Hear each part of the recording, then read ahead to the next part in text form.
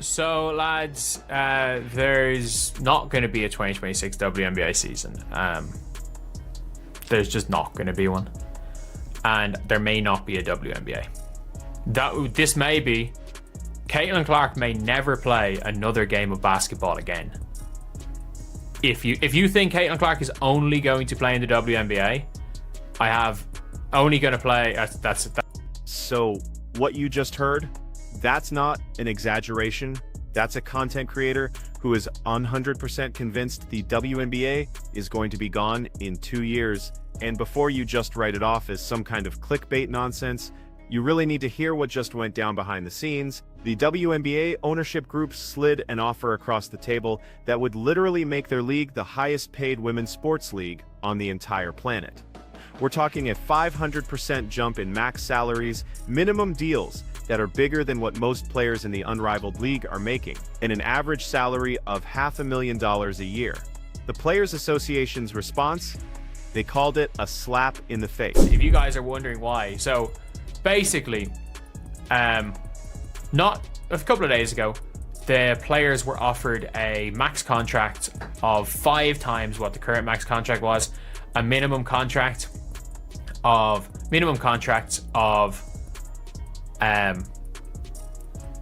more than the current max contract, and an average salary of $500,000 a year. For context, the NWSL, which is the women's soccer league in America, has a max salary of $300,000. The average salary was going to be more than the max salary. The max salary is going to be 3 times as much as the NWSL. Let's really put those numbers into perspective, because this is where the whole thing starts to sound crazy. Right now, the max contract in the WNBA is about $240,000. This new deal, it would launch that all the way up to around $1.2 million. That isn't just a small raise to keep up with inflation. This is a complete overhaul of their whole financial system. Just for some context, the NWSL, the Women's Soccer League, their salaries are capped at $300,000. The WNBA's proposed average salary would be way more than that. The proposed minimum salary would be higher than what every unrivaled player is making, except for maybe 5 of them. This was not some cheap, lowball offer. This was ownership looking at all this new energy and saying, all right, we're going all in. And what did the Players Association do? They basically refused to even have a real conversation about it. World. And you can say, and by the way, sorry, the minimum salary in the WNBA is more than all but like 5 unrivaled players are making. It's more than nearly the entire unrivaled player base are making. Is the minimum salary. So this is the highest paid. The WNBA is going to be the highest paid female basketball league in the world. And you might be saying, oh no, like what about Project B? Project B, people don't realize like NECA might be making 2 million. These other players might be making 2 million. There is going to be players in Project B making 80k. EuroLeague. Anyone who thinks there's a single player in EuroLeague making over $500,000 a year is crazy.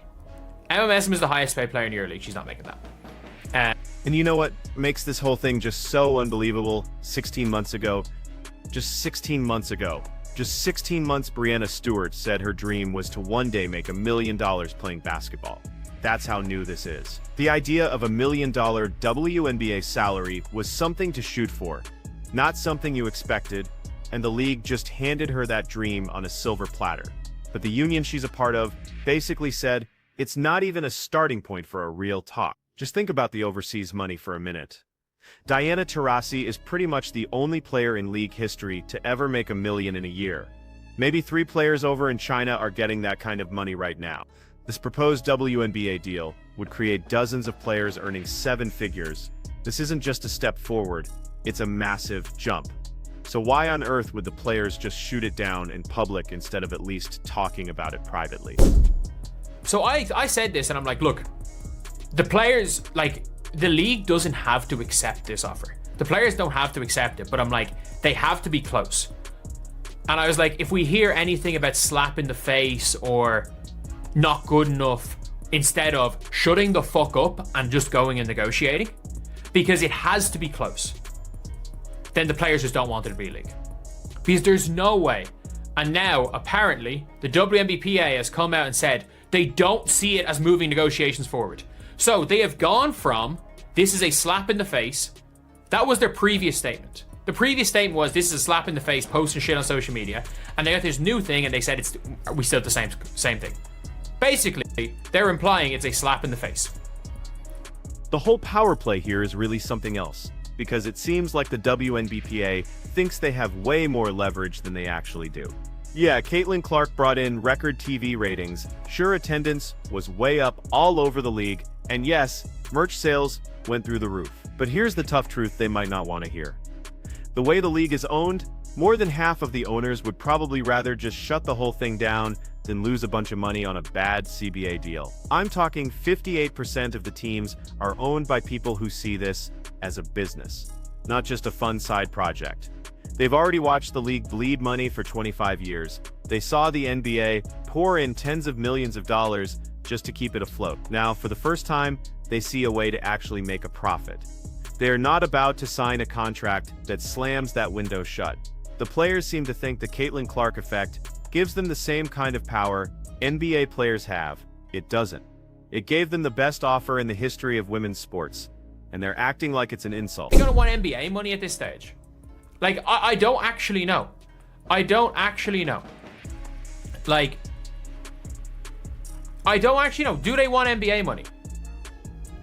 Because to say that this isn't, to come out and say it doesn't see it as moving negotiations forward, when they have offered you a 500% increase in revenue, and you don't even, they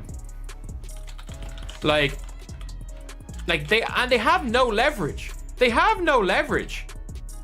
They have absolutely no leverage, these players, because they don't realize that more than 50% of the shareholders will absolutely take the money that the WNBA have. Now, we have to talk about the real elephant in the room here, who actually benefits if there's no WNBA season in 2026. Because the answer definitely isn't most of the players.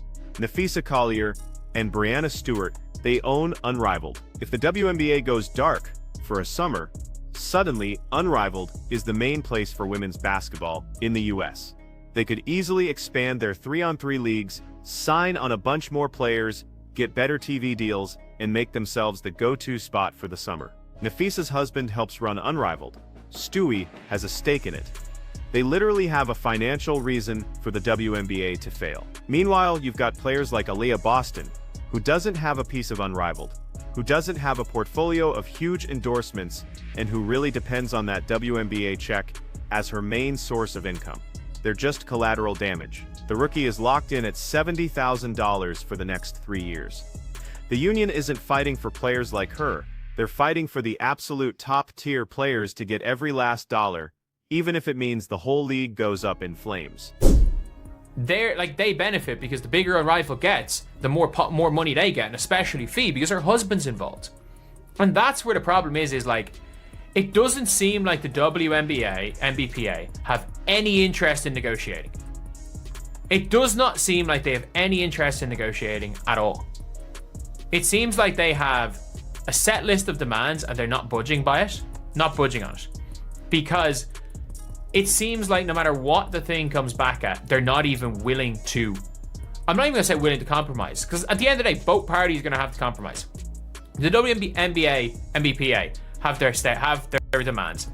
And if they're not gonna budge, it's just not gonna happen. And here's the part that should absolutely terrify anyone who has a brand deal connected to a WNBA player. If there is no 2026 season, all of those endorsement contracts become worthless, literally overnight. Nike is not going to be paying Sabrina Ionescu to just sit on her couch. Gatorade is not sponsoring Angel Reese to go play in some pickup games. The entire machine that was built up around the Caitlin Clark phenomenon absolutely needs the WNBA to exist. Without games, without interesting storylines, without playoffs to follow, all those casual fans who just got into the league last summer, they're gone, and they are not coming back. The WNBA caught lightning in a bottle with Clark's rookie year. They turned that hype into record-breaking ratings, sold-out arenas, and coverage from major media outlets. A work stoppage completely kills all of that momentum for good. You simply do not get a second chance to capture a cultural moment like that. Because there has to be some sort of middle ground. And by the way, I don't think they should if it turns out that there's a whole bunch of other shit going on, I'll be willing to retract my statements. But it literally sounds like, and the NBA have accused the WNBPA of literally not even trying to negotiate in good faith and just going to social media. They have accused them of not negotiating in good faith, and they're absolutely not. And the problem is, people are like, oh, they have leverage. No, they don't. And not only that, not one word has been said about, you know those rookies that are making 70k a year for the next 3 years. We don't care about them. They're literally in it to make as much money for themselves as possible. That's what it looks like. I could be wrong, but it literally, by the looks of things, the WNBPA don't give a flying fuck about the players in this league. Like, it actually looks like that's the case. It does. It looks like they care more about how much money they're gonna make, and NECA probably pocketed 2 million and is like, fuck this league, let's shut it down. Like, who knows? I could be, look, I'm completely just spitballing. I know nothing. I know absolutely nothing. I'm just saying shit right now. I'm talking about hypotheticals that I know nothing about. But from the outside looking in, not being in this conversation, it looks like the WNBPA don't care about the players. They care about a select group of players. They care about the clique. They care about the clique of the top players. They're going to make their money. You know, part of our clique is major players in Unrivaled. Another part of our clique are major players in Athletes Unlimited, and the other part of clique are major players in Project B. We don't give a fuck about the rest of them. They can go and fight for themselves. And even if there is a league, you know, those rookies are still making 70k a year. So, look, they signed those contracts. Ah, well, fuck it. Fuck them. But anyway, yeah, that's the video. I don't think it's going to be a season, nor do I think the WNBA is going to exist. Sorry, no. I think not that I don't think it's going to be. I think there's a very good chance the WNBA does not exist, which is a shitty one. Well, at least, you know, my PlayStation's here. So, what is going on, guys? DBG here might end up coming. So, let's just game this whole thing out. What actually happens if the WNBPA digs in their heels and we blow past the CBA deadline with no deal in place? The 2026 season gets canceled. Ownership loses a year of ticket sales and TV money, but you know what else? They also avoid paying all those salaries, travel costs, and building expenses. They take a short-term financial hit, but they protect their long-term investment. The players, they lose a full year of income and a year of their prime playing careers. For someone like Caitlin Clark, who's 23, she can probably handle that. But for someone like Alyssa Thomas, who's 32, that could literally be the end of her career. The players think they can make ownership give in because the league needs the money Caitlin Clark brings in, but the owners can sit on their hands for 2 years if they have to. They've been losing money on this league for a quarter of a century. Trust me, they can afford to wait. The players can't, and that's why the WNBPA's strategy makes zero sense unless you assume one of two things. They are completely miscalculating their power, or they have a totally different goal in mind.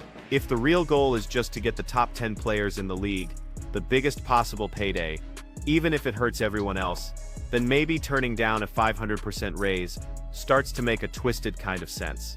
You're not fighting for the league, you're fighting for the super rich. But here's the problem with that plan.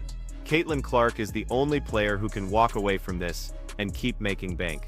Her endorsements are way bigger than her WNBA salary. She could retire tomorrow and still pull in 8 figures a year. Every other player, and I mean everyone, including Stewie and Aja Wilson, needs the WNBA to be a thing. Their endorsement money is directly linked to them being on the court and being visible. No WNBA means no visibility. No visibility means no endorsement. And no endorsements means you're playing 3-on-3 in Miami for $150,000. And just hoping people remember who you are. The league offered them life-changing money by women's basketball standards. They called it a slap in the face. And now, we're looking at a very real chance that the 2026 season just doesn't happen. Not because the money's not there, and not because the fans aren't there, but because the Players Association completely and totally misread the room. Just think about what that means for the future. If the WNBA folds, where does the next generation of stars go to play? College basketball just becomes a dead end with no pro league to aspire to. Unrivaled can't just absorb 144 new players.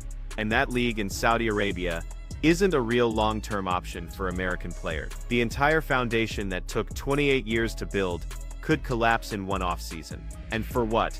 Because the union decided that being the highest-paid women's sports league in the world just wasn't good enough. And here's the final part nobody's even talking about: the Connecticut Sun situation. The WNBA has been blocking teams from being sold, which means the value of a franchise is basically zero if you can't actually sell your investment. The owners are stuck.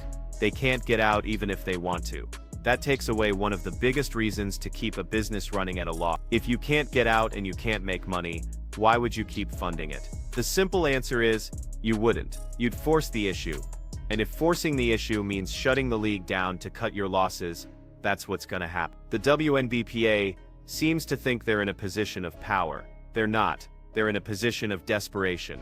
And they don't even see it yet. The owners have other options. The players don't. And when the 2026 season doesn't happen, when the rookies aren't getting paid, when the endorsement deals all dry up, the Players Association is gonna look back at that 500% increase and realize they fumbled the single biggest opportunity in the history of women's professional sport. So here's the question you need to answer down in the comments. Are the players right to hold out for even more? Or did they just kill the golden goose? Because from where I'm sitting, this looks like the WNBPA is putting the interests of about 10 superstars ahead of the survival of the entire league itself. And if that's what's happening, we're not watching a negotiation. We're watching a suicide pact. Let me know what you think. And if you're still here, hit that subscribe button, because this story is a long way from being over.